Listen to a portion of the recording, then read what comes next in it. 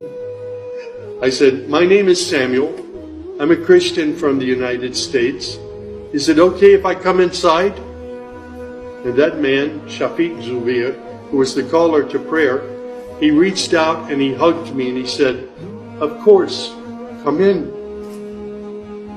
I sat in the back of the mosque during prayer times for 3 days. I didn't understand what was going on. I saw men standing, bowing, putting their heads to the floor as the Imam led them in prayer. I had little knowledge about what was happening, but I felt God's presence in that mosque. And the men of Taqwa Mosque were so friendly to me. After 3 days, I asked Shafiq if he could teach me the first surah of the Quran, Al-Fatiha. This was a necessary element in praying the 5 daily prayers. I was memorizing sounds, but I didn't know what the sounds meant. So I started comparing them with an English translation I had, and I realized that there was nothing in Al-Fatiha that was inconsistent with Christian teaching. There I read the encouraging words that God was the most merciful, the distributor of mercy and forgiveness.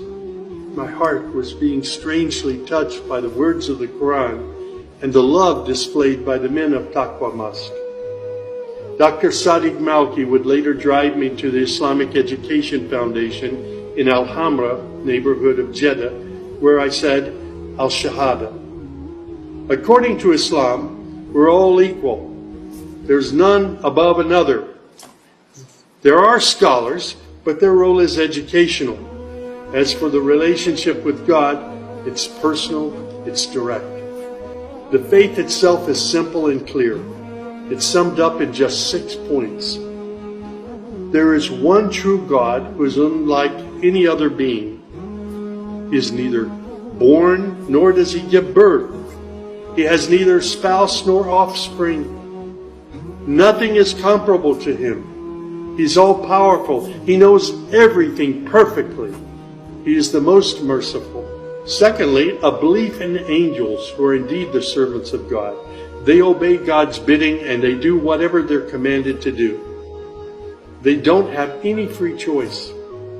Thirdly, there's a belief in divine revelations.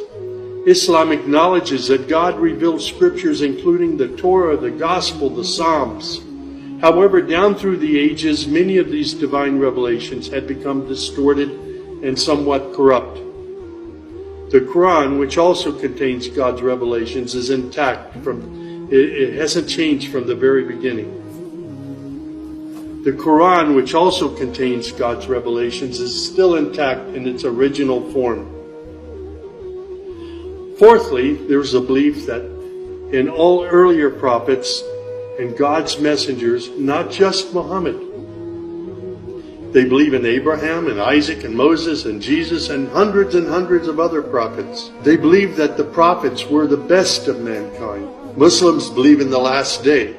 That's to say, this includes the belief in all that God and His messenger have told us about, what happens after death, including recording of good and bad deeds, the resurrection and the gathering of all creatures, the reckoning that will take place on the great judgment day, the prophet's intercession, as well as heaven and hell. Man's ultimate aim will be to save himself on that day. Muslims believe in the divine destiny of predestination.